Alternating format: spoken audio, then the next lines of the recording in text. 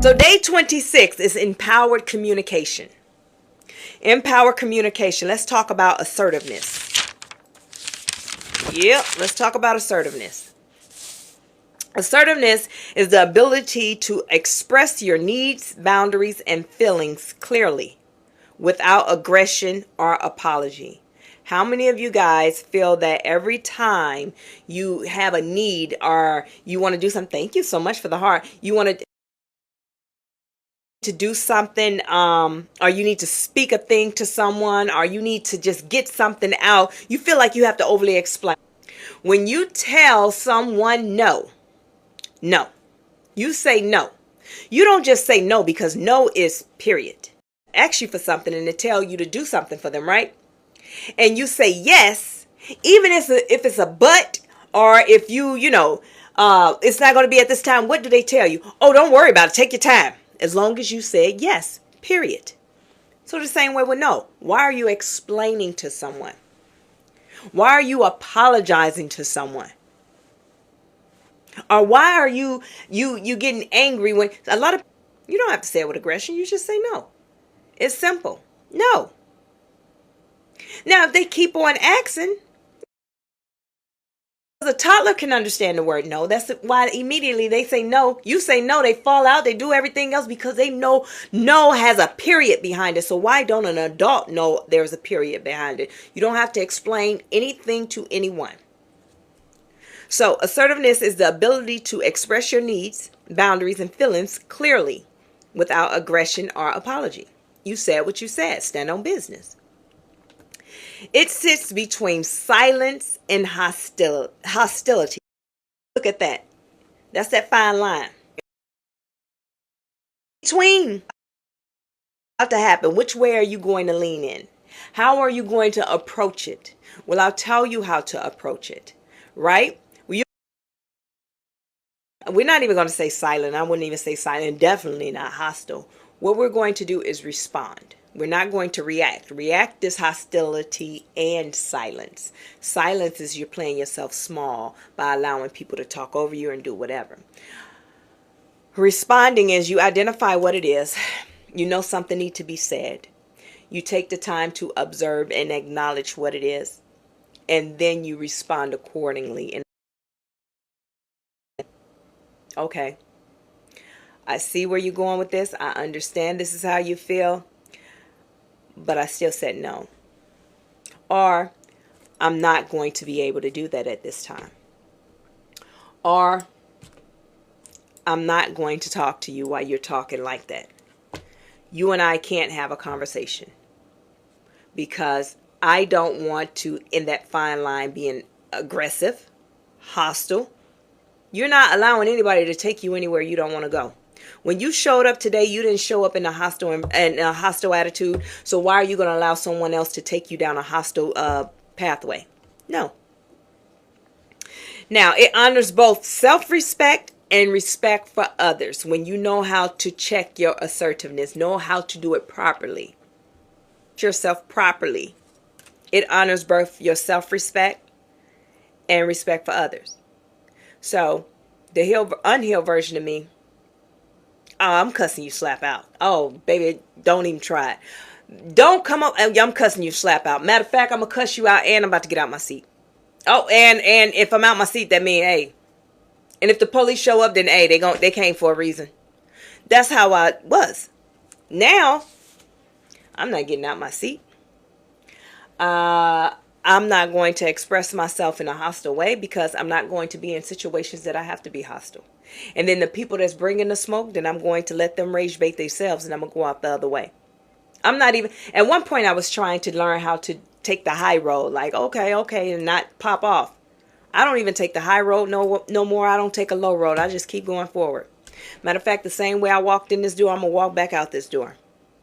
I ain't climbing no ladder to take the high road to stand there and let you degrade me and talk to me crazy and say I'm taking the high road and try and make you look dumb. I'm not doing any of that. The same way I came in this door, I'm going out this door. And it's a bad situation if you came in my door.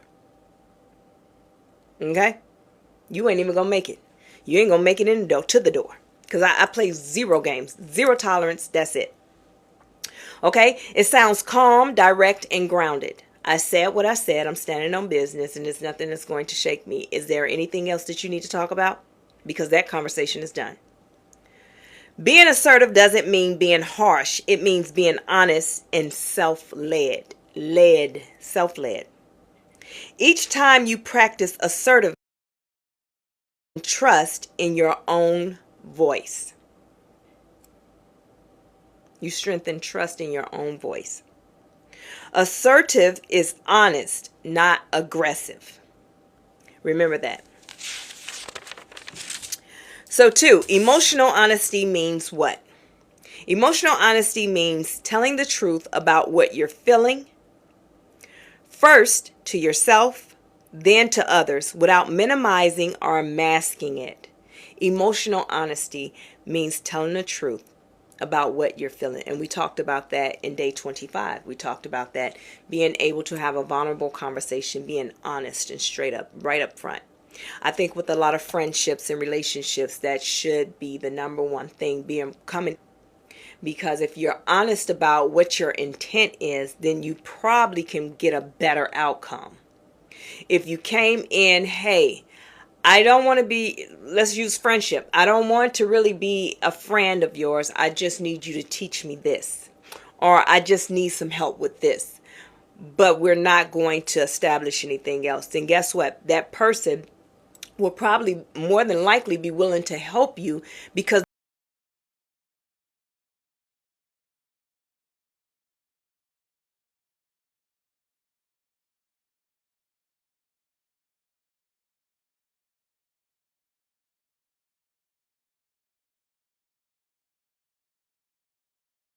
your emotions.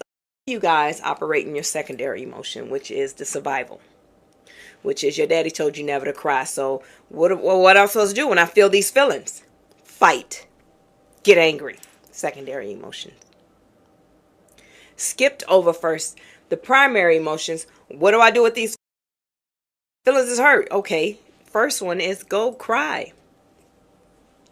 Acknowledge that you don't like it. You know what? But don't get angry and go beat the person up. Get tougher skin, meaning that identify, why did that hurt your feelings? Let's get to the root of it. It's usually childhood trauma. Why did that hurt your feelings? Was it that big of a deal? Talk yourself through it. Self-regulation is what happens. Creates inner alignment and reduces emotional tension when you are emotionally honest. It's no way that you can. Emotional honesty isn't about reacting. It's about acknowledging. Emotional honesty isn't about reacting. It's about acknowledging. What do you feel? What is happening? You acknowledge what it is. Then you self-reflect. The RPI. Acknowledge, release, practice, inner explore, and empower. Move on to the next. When you name what you feel, you reclaim your power and create space for healing. But you have to reclaim it. You got to reclaim. In order to reclaim it, you have to name it. What is it that you feel? Name it. So with that, number 3, conflict without chaos. That means addressing issues directly while staying grounded, regulated, and respectful. Hey.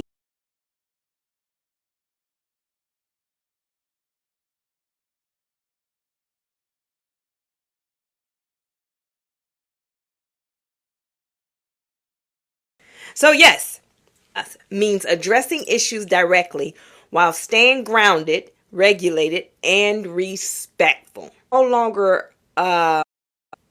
We're no longer this whole getting into it with people. We're not doing it anymore.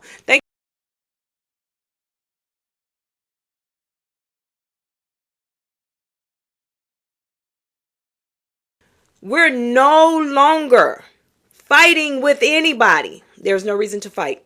If a person don't like you, baby, just let them don't like you. If a person don't want to talk to you, just let them don't talk to you. If a person is trying to be aggressive with you, let them be aggressive with themselves. You don't react. You don't do anything. You address the issues directly. You can't do any of those. Then you go ahead and disconnect. The same way you walked in the door, walk out the door. You don't have to say anything. You don't have to grab your purse aggressively and snatch your stuff. Thank you so much for all the gifts and the love that you're giving me. Thank you so much. You don't have to do any of that. You just politely get your things, because this is how it works. Everything is about the enemy, right? The enemy, everything that is happening to you because you have healed and you're healing, the enemy need a way in.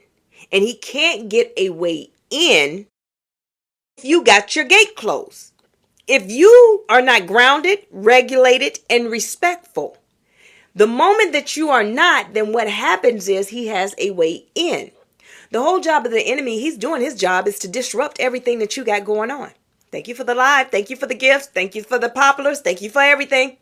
Listen, as long as you allow you identify what's going on, you acknowledge what's happening, and you get your stuff and go out that door the same way you came in, the enemy has no access to you. You can't stop the enemy. I know they say pray, rebuke, do all that. Baby, the enemy job is to destroy. I'm sorry, guys. I got the hiccup. It's to destroy, Kill, and steal. That is his whole job. That's it. So you think you're going to... The fact that I don't give in. I acknowledge, release, practice to become who I am today. I empower myself. I inner explore, meaning I do a self-reflection of myself, and then I empower myself, and I keep going because I understand what his job is. But my job is to stay in purpose. So conflict is a normal part of healthy relationships. This is what a lot of people believe, and it's true, but not the way you were taught. You were taught that every relationship, y'all gonna fight, and y'all gonna make up, and y'all gonna fight, and y'all gonna make up. That's not the conflict I'm talking about. That's that toxic. Well, I said I wasn't gonna say toxic anymore. That's that survival mindset. You were taught that from your parents and great grandparents and grandparents. The conflict that I'm saying is that, hey, you may understanding that, hey, because we're together, we're yoked. I need to know when you turn left, I turn, you know what I mean? You rocking, I'm rolling. You go left, I go left. You go right, I go right. You watching this. It doesn't matter how it go. We have to have that communication. But the moment that communication is broken and you in your purpose still, and I'm in my purpose still, the conflict comes. But chaos happens when emotions take over and communication breaks down, as I just said, when you're not communicating. Regulation allows you to speak clearly instead of reacting, and being respectful, knowing who you are and whose you are. If he is I am, that means I am her. So here we go. Every time I mess up, God don't come down here, get in my face and tell me I ain't nothing, I ain't going to be nothing, and I'm trash. He don't tell me that. So who am I to tell you that? Ladies, I'm talking to you. Who are you to tell that man that? Down there and tell you. Did God do any of that? And that's how I live my life. I had to learn. And those are the things that changed my ways. Okay? So, you can disagree without disconnecting. Hey, Hank, welcome in. Disagree without disconnecting. You and I can have a conversation. And as they say, we can agree to disagree. That I used to say that a lot. We can agree to disagree. Well, that sounds crazy too. All is well, all is well. Because we're going to agree to disagree. So you're basically saying that, hey, we're agreeing that neither one of us agree with each other. But get that out of here, right? What I need you to understand is that we can disagree. It does not mean that you're wrong. And it does not mean that I'm wrong. It's just that right now in this moment, we could be heated or, just so locked in, because sometimes we step into self and become self-centered and we don't look outside the box. And when we do that, when we become self-centered and we're standing here, what happens is, I'm telling you, it's either my sinus or the hiccups. One of the two is happening. And we get so focused on self. What happens is we don't we become, oh, I'm right, you right, I'm right, I'm right. But the moment that you take the time to self-regulate and realize, okay, you see it this way, I see it this way. Let's go ahead in the conversation. Let's table it, or understand that, is it really worth it?